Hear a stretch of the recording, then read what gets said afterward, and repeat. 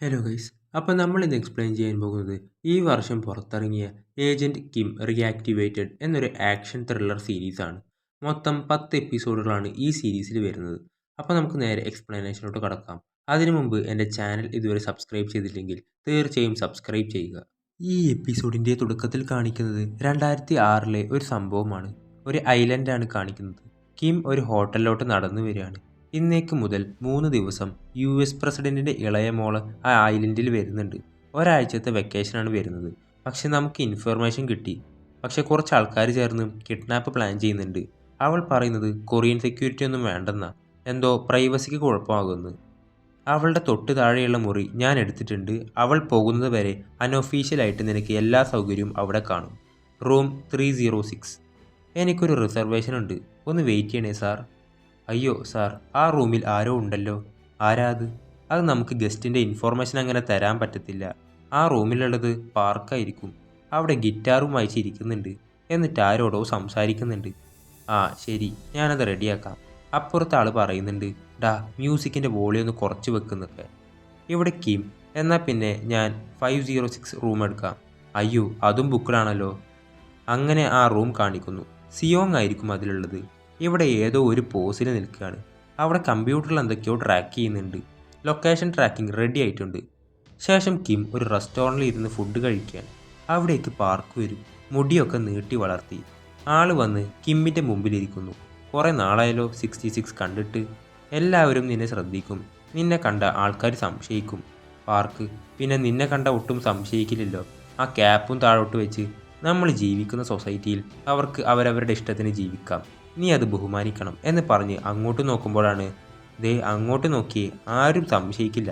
അപ്പോഴാണ് സിയോങ് അവൻ്റെ ഗീയുടെ മുകളിൽ ഒരു ജാക്കറ്റ് എടുത്തിട്ട് നല്ല സ്റ്റൈലായി വരുന്നത്. ഇത് കണ്ട ആൾക്കാർ സംശയിക്കേയില്ല. വട്ടാന്നേ വിചാരിക്കൂ. അവൻ അവിടെ വന്നിരിക്കുന്നു. ഡാ ഞങ്ങളെ നാണം കെടുത്താതെ ഇവിടുന്ന് പോയേ. കിം, മതി. നിങ്ങൾ രണ്ടുപേരും ഈ മിഷനുള്ളത് എന്തിനാന്ന് എനിക്കറിഞ്ഞൂടാ. പക്ഷേ എൻ്റെ വഴിയിൽ നിൽക്കരുത്. ഈ മിഷൻ കൊളാക്കിയാൽ ഞാനത് വിട്ടേക്കത്തില്ല. പാർക്ക്, നിനക്ക് എങ്ങനെ എൻ്റെ അടുത്ത് ഇങ്ങനെ സംസാരിക്കാൻ തോന്നുന്നു? സിയോങ്, ഡാ അതങ്ങ് വിട്ടേക്ക്. അവൻ എപ്പോഴും ഇങ്ങനെയാ. എങ്ങനെയാന്ന്? ഡാ ഇവനെക്കാട്ടിലും ശല്യം നീയാ. അവൻ നോർത്തിൽ കിടന്ന് കഷ്ടപ്പെട്ടെന്ന് പറയാം. നീയോ? അപ്പോഴേ ഇവൻ ചാടി എണീക്കുന്നു. എന്നിട്ട് രണ്ടും കൂടെ പുറത്തു നിന്ന് ഫൈറ്റ് ചെയ്യാൻ റെഡിയായി നിൽക്കുകയാണ്. അവിടെ കിം ഇങ്ങനെ ഫുഡ് കഴിച്ചുകൊണ്ടിരിക്കുകയാണ്. അവിടെ പുറകിൽ ശരിക്കും അടി നടക്കുന്നുണ്ട്. ശേഷം പ്രസൻറ്റ് കാലം കാണിക്കുന്നു. മിൻ റോഡിൽ നിന്ന് ഒരു കാറ് കാണുമ്പോൾ വിളിക്കുന്നു, പ്ലീസ് പ്ലീസ് ഒന്ന് നിർത്ത്. ആ കാർ മുമ്പിൽ കൊണ്ടുവന്ന് തന്നെ നിർത്തുന്നു. അവൾ ഓടിച്ചെന്ന് താങ്ക്സ് പറഞ്ഞ് കാറിൽ കയറുകയാണ്. എനിക്ക് റൈഡ് തന്നതിന് നന്ദി എന്ന് പറയും. എന്നിട്ട് ജൂ പറയാണ്, എൻ്റെ മോൾക്ക് ഭാഗ്യമുള്ളതിൻ്റെ പ്രൂഫാണിത്. ദാ നമ്മുടെ മുമ്പിൽ തന്നെ വന്നില്ലേ ഇവൾ. ശേഷം ഗിംച്ചിൽ അവളുള്ള പോയിന്റിലോട്ട് പോകാൻ നോക്ക്. എല്ലാവരും പിരിയുന്നു. സാങ് ഒന്ന് നിന്നിട്ട് പതിയെ ഫോണിലോട്ട് നോക്കുകയാണ്. എവിടെ കിമ്മിന് മെസ്സേജ് വരുന്നു. മിൻ നാഷണൽ ഹൈവേ 87 നിന്ന് ഒരു കാറിൽ കയറിപ്പോയി. അത് ജൂഹാ കൺസ്ട്രക്ഷൻ്റെ വണ്ടിയാണ്. അപ്പോൾ കിം ഓർക്കുകയാണ്, നീ ജൂ പറഞ്ഞിട്ട് വന്നതാ? ദാ നോക്ക്, ജൂവിൻ്റെ മകൾ ഞങ്ങളെ ഏൽപ്പിച്ചു. ഞങ്ങൾ ആകെ ആ ബോഡി നോക്കിയെന്നേ ഉള്ളൂ. എന്നിട്ട് ആളിങ്ങനെ നിൽക്കുകയാണ്. അങ്ങോട്ട് സിയോങ് വരുന്നു. സിയോങ്ങിനോട് മിന്നിന് ജീവനുണ്ടെന്ന് പറയുന്നു. അങ്ങനെ രണ്ടുപേരും അവിടുന്ന് പോവുകയാണ്. ഇവിടെ ജൂവിൻ്റെ ആൾക്കാരെല്ലാം കാറിൽ കയറുകയാണ്. അവൻ്റെ അസിസ്റ്റൻ്റ് ഇതുവരെ സ്വർണ്ണപ്പല്ലിനെ ശരിയാക്കാൻ പറഞ്ഞിട്ട് ഒരുത്തിനെ വിട്ടിരുന്ന് അവനെ കണ്ടില്ല. അവനത് നോക്കിയിട്ട് പതുക്കെ വന്നോളും എന്ന് പറയും. അവന് മെസ്സേജ് വരുന്നു, മിന്നിൻ്റെ ലൊക്കേഷൻ കിട്ടി. ശേഷം ജൂ ഇവിടെ കാറിൽ നിന്ന് ഇറങ്ങുന്നു. എന്നിട്ട് പറയുന്നു, അവൾ റെഡിയാക്കി സ്റ്റഡി റൂമിൽ കൊണ്ടിരുത്ത്. ഇവൻ വന്ന് ഡോർ തുറക്കുമ്പോൾ ഇവൾ ഇവിടെ ഫോണിൽ നോക്കുകയാണ്. നീ എന്താ ചെയ്യുന്നത്? അല്ല, ഞാൻ വീട്ടിലോട്ട് വിളിച്ചതാ. അത് പിടിച്ചു വാങ്ങുന്നു. അത് പിന്നെ ചെയ്യാം, ഇപ്പോൾ ഇറങ്ങ്.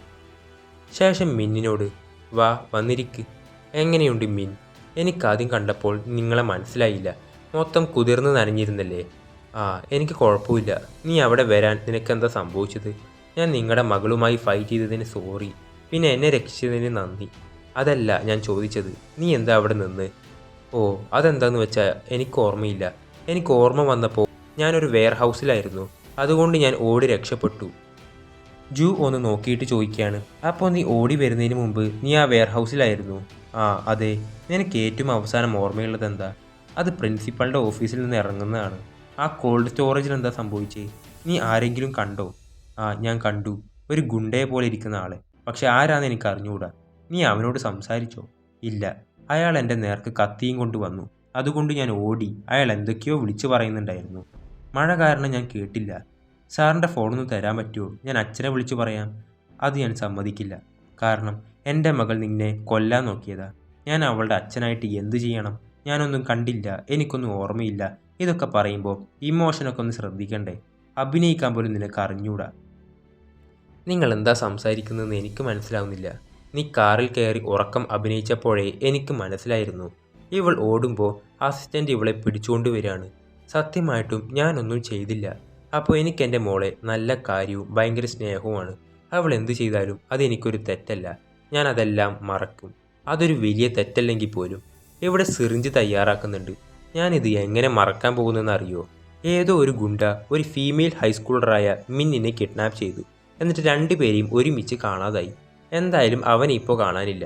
ഇനിയുള്ളത് നീയും കൂടെ. അയാൾ അവിടെ സിറിഞ്ച് കുത്താൻ റെഡിയാകുമ്പോഴാണ് ഒരു കോളിംഗ് ബെൽ അടിക്കുന്നത്. ഗിംച്ചിലും കൂട്ടരും അവിടെ എത്തിയിട്ടുണ്ട്. ഇവൻ തുറക്കുന്നില്ല എന്ന ആക്ഷൻ കാണിക്കും. നമ്മളിനി എന്തു ചെയ്യും?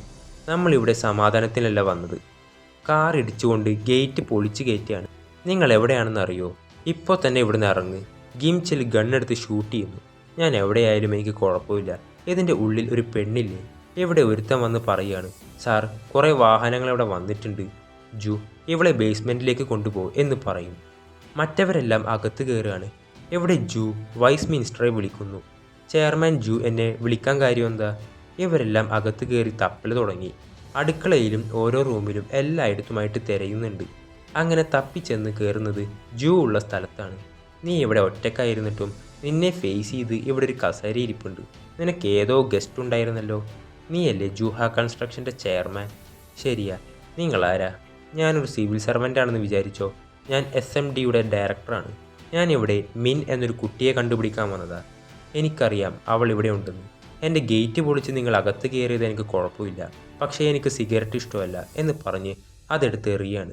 ഗിംച്ചിൽ, ഞാൻ ഇത്ര സമാധാനത്തിൽ സംസാരിച്ചിട്ട് നിനക്ക് ഇങ്ങോട്ടത് കാണിക്കാൻ വയ്യ അല്ലേ? ചെയർമാൻ ജു, എൻ്റെ ആൾക്കാർ ഫുൾ ഇവിടെ നോക്കുന്നുണ്ട്. ഞങ്ങൾ ഒഫീഷ്യൽ ഡ്യൂട്ടിയിലാണ്. ഇവിടെ ഇവരെല്ലാം തപ്പിയിട്ട് വന്ന് പറയാണ്, ഫുൾ നോക്കി, സെക്കൻഡ് ഫ്ലോർ നോക്കി, അവിടെ എങ്ങുമില്ല. എന്നിട്ട് ഇവിടെ ജൂവിൻ്റെ അസിസ്റ്റൻറ്റ് എല്ലാവരെയും അടിച്ചിടുകയാണ്. നിർത്താൻ നോക്ക്, ഞങ്ങൾ ഒഫീഷ്യൽ ഡ്യൂട്ടിയിലാണ്. ഇവന് അതൊന്നും മൈൻഡില്ല. വരുന്നവരെയൊക്കെ കറക്റ്റായിട്ട് അടിച്ചിടുന്നുണ്ട്. എന്നിട്ട് ഈ തോക്ക് ചൂണ്ടിയവനോട് പറയാണ്, ധൈര്യം ഉണ്ടെങ്കിൽ ഷൂട്ട് ചെയ്യുന്നു. അതും തട്ടി വാങ്ങി അവനെ അവിടെ അടിച്ചിടുന്നു. അപ്പോൾ അവിടെ കിമ്മും സിയോങ്ങും കൂടെ ഇങ്ങനെ ഒളിഞ്ഞു നോക്കിക്കൊണ്ടിരിക്കുകയാണ്. SMDയും ജൂവുമെല്ലാം ഇപ്പം മിന്നിൻ്റെ പുറകിലാണ്. നമ്മൾ വേണ്ടാത്തത് ചെയ്താൽ അവൾ അപകടത്തിലാവും. പിന്നെ എന്ത് ചെയ്യാനാ? വെറുതെ നോക്കിയിരിക്കാനോ എന്ന് പറഞ്ഞു നോക്കുമ്പോഴാണ് അവിടെ ചോയും സാങ്ങും ഇവർ രണ്ടുപേരും ഇറങ്ങി വരുന്നതായിട്ട് കാണുന്നത്. കിം നോക്കിയിട്ട് പറയുന്നു, സിയോങ്, നമുക്ക് രണ്ടായിട്ട് പിരിയാം. അപ്പോഴാണ് ഇവിടെ SMDക്കാരിൽ ഒരുത്തനെ അസിസ്റ്റൻ്റ് അടിച്ചിട്ട് കയറി വരുന്നത്. അപ്പോൾ വൈസ് മിനിസ്റ്ററിൻ്റെ കോൾ വരികയാണ്. നീ എന്തായി ചെയ്യുന്നത്? അവിടുന്ന് വേഗം ഇറങ്ങാൻ നോക്ക്. പക്ഷെ സാർ, പെട്ടെന്ന് കോൾ കട്ട് ചെയ്യുന്നു. ജൂ ചിരിക്കുന്നു അവിടെ. ഇവൻ അവിടുന്ന് പോവുകയാണ്. ഇവിടെ സാങ്ങും ചോയും കൂടെ ആരും അറിയാതെ വേറൊരു ഭാഗത്തുകൂടെ കയറുകയാണ്. അവർ ഓരോ റൂമിലും എല്ലായിടത്തുമായിട്ട് നോക്കുകയാണ്. ഇവിടെ ഗിംച്ചിൽ ദേഷ്യപ്പെട്ട് ഇറങ്ങിപ്പോകുന്നു. വന്നു നോക്കുമ്പോൾ എല്ലാത്തിനെയും അടിച്ചിട്ടേക്കുന്നു. അങ്ങനെ അവർ അവിടുന്ന് പോകുന്നു. അപ്പോൾ ഒരു വണ്ടിയുടെ താഴെ സിയോങ്ങിൻ്റെ ടൈക്കോണ്ടോ ബെൽറ്റ് തൂങ്ങിക്കിടക്കുന്നതായി കിം കാണും. എന്നിട്ട് പോകുന്ന വഴിക്ക് ഇവിടെ ഗിംച്ചിൽ ചിരിച്ചുകൊണ്ടിരിക്കുന്നുണ്ട്. ശേഷം സാങ്ങും ചോയും ഒരു സ്ഥലത്ത് വെയിറ്റ് ചെയ്ത് നിൽക്കുകയാണ്. അങ്ങോട്ട് ഗിംച്ചിലും ആൾക്കാരും വരുന്നു. ചോയ് വന്ന് ഡോർ തുറക്കുകയാണ്. അപ്പോഴാണ് മിൻ കാറിൽ നിന്ന് ഇറങ്ങി വരുന്നത്. സംഭവം എന്താ നടന്നതെന്ന് വെച്ചാൽ, ഇവർ തപ്പി സ്റ്റെയറിൻ്റെ അടിയിലെ ഡോർ തുറക്കുമ്പോഴാണ് അവിടെ കുറച്ച് ആൾക്കാരിയ്ക്കുന്നതായി കാണുന്നത്. അങ്ങനെ ഇവിടെ ചോയ് ശബ്ദം ഉണ്ടാക്കുന്നു. ഓ സോറി എന്ന് പറഞ്ഞ് ആളിങ്ങനെ പതുങ്ങി നിൽക്കുമ്പോഴാണ് സാങ് അയാളെ തള്ളിയിടുന്നു. ഈ ബോഡി ഗാർഡ്സ് ഇവനെ കാണുകയും ചെയ്യും. സാങ് അവളുടെ അടുത്തുള്ള ഒരു ഇലക്ട്രിക് സ്റ്റിക്ക് ഓണാക്കുന്നു. എന്നിട്ട് അവിടെയുള്ളവരെ അടിച്ച് സ്റ്റിക്ക് കൊണ്ട് ഷോക്ക് അടിപ്പിച്ച് വീഴ്ത്തുന്നു. ആ കൂട്ടത്തിൽ രണ്ടുപേരും ഒരുമിച്ച് നിന്ന് ഷോക്ക് വാങ്ങും. എന്നിട്ട് മറ്റവനെ ഇടിച്ചിട്ട് അവനെ ഷോക്ക് അടിപ്പിക്കുന്നു. അപ്പോഴാണ് ചോയ് ഷോക്കിൽ നിന്ന് എണീക്കുന്നത്. അങ്ങനെ വന്ന് അകത്തുള്ളവന്മാരെ ഇടിച്ചിടുന്നു. അങ്ങനെയാണ് അവിടെ മിന്നിനെ കാണുന്നത്. മിൻ, കുഴപ്പമൊന്നുമില്ലല്ലോ, നിനക്കിപ്പോൾ നടക്കാൻ പറ്റുമോ? നിങ്ങൾ ആരാ? അതൊക്കെ പിന്നെ പറയാം. അങ്ങനെ അവളെ വിളിച്ചു കൊണ്ടുവന്ന് കാറിൽ കയറ്റുന്നു. അങ്ങനെ SMDയുടെ ആൾക്കാർ ഇവളെ പിടിച്ചു കൊണ്ടുപോവുകയാണ്. ചോയും സാങ്ങും എന്ത് ചെയ്യണമെന്നറിയാതെ ഇങ്ങനെ നിൽക്കുന്നു. ശേഷം ഇവിടെ ഇവർ പറയുന്നുണ്ട് അവരുടെ ഒരു അനക്കവുമില്ല. എന്നാലും അവരൊന്ന് നോക്കിയേരെ, ഞങ്ങൾ ആദ്യം പോവുക. ഞങ്ങൾ ഹെഡ് ക്വാർട്ടേഴ്സിലെത്തുന്നവരെ നിങ്ങൾ അവിടെ മെയിൻറ്റെയിൻ ചെയ്യണം. കിം അവിടേക്ക് വരുന്നത് നോക്കി പിടിക്കാൻ കുറച്ച് ആൾക്കാരെ സെറ്റ് ചെയ്തിട്ടുണ്ട് ഗിംച്ചിൽ. ശേഷം മിൻ, എക്സ്ക്യൂസ് മീ, താങ്ക് യു, പക്ഷെ നിങ്ങൾ ആരാ? ഇവരാരും ഒന്നും മിണ്ടുന്നില്ല. നമ്മൾ എങ്ങോട്ടാ പോകുന്നത്? ഞാൻ അച്ഛനെ വിളിച്ചോട്ടെ? എന്നെ സമ്മതിച്ചില്ലെങ്കിൽ ഞാൻ ഇപ്പോൾ പുറത്തേടും. മിൻ സമാധാനപ്പെട്, നമ്മൾ വേറൊരിടത്തേക്കാ പോകുന്നത് എന്ന് പറഞ്ഞ് അവളെ മയക്കുവാണ്. ശേഷം കിം അവൻ്റെ മെയിൻ ഐറ്റം പുറത്തെടുക്കുന്നു, ആ സ്ട്രിങ്. എന്നിട്ട് ആ നോക്കിക്കൊണ്ടിരിക്കുന്നവൻ്റെ കഴുത്തിൽ ചുറ്റുന്നു. ഇവിടെ ഒരുത്തൻ കാറിൽ നിന്ന് നോക്കുമ്പോഴാണ് ഇത്ര പെട്ടെന്ന് ഇവൻ എവിടെ പോയി എന്ന് പറഞ്ഞ് കാറിൽ നിന്ന് ഇറങ്ങി നോക്കുമ്പോഴാണ് കാല് മാത്രം കാണാം. ഇവർ ഷൂട്ട് ചെയ്യാൻ റെഡിയായി നിൽക്കുകയാണ്. ഇവന്മാരിങ്ങനെ നിൽക്കുമ്പോൾ പുറകിൽ നിന്ന് വന്ന് പിടിക്കുന്നു. എന്നിട്ട് ഇവൻ്റെ അടുത്ത് വന്ന് ചോദിക്കുകയാണ്, എൻ്റെ മോളെ അവരെവിടെ കൊണ്ടുപോയി? ആളൊന്നും മിണ്ടുന്നില്ല. ഗൺ പോയിൻ്റ് ചെയ്യുകയാണ്. ഹെഡ് ക്വാർട്ടേഴ്സിലാണെന്ന് പറയും. കിം അവിടെ നിന്ന് പോകുന്നു. ശേഷം ഇവിടെ മിൻ മയക്കത്തിലാണ്. അപ്പോൾ ഫോണിൽ നിന്ന് കുറച്ച് ശബ്ദങ്ങൾ കേൾക്കാം. ഒന്നും ക്ലിയർ ആവുന്നില്ല. കിം ആയിരിക്കും അത്. ഞാൻ പറയുന്നത് കേൾക്കാവോ? എല്ലാം ഓക്കെ ആവും, പേടിക്കണ്ട, ഞാൻ വരുവാണ്. ഗിംച്ചിൽ ഫോൺ എടുക്കുന്നു. ഞങ്ങൾക്ക് കേൾക്കാടാ. അവൻ, എൻ്റെ മോളെ തൊട്ടാ ഞാൻ നിങ്ങളെ എല്ലാവരെയും കൊല്ലും. ഒരു ഏജൻറ്റ് SMD ഡയറക്ടറിനെ ഭീഷണിപ്പെടുത്തുകയാണോ? ഞാൻ പറഞ്ഞില്ലേ എൻ്റെ മോളെ കണ്ടുപിടിച്ചാൽ ഞാൻ തന്നെ വരാമെന്ന്.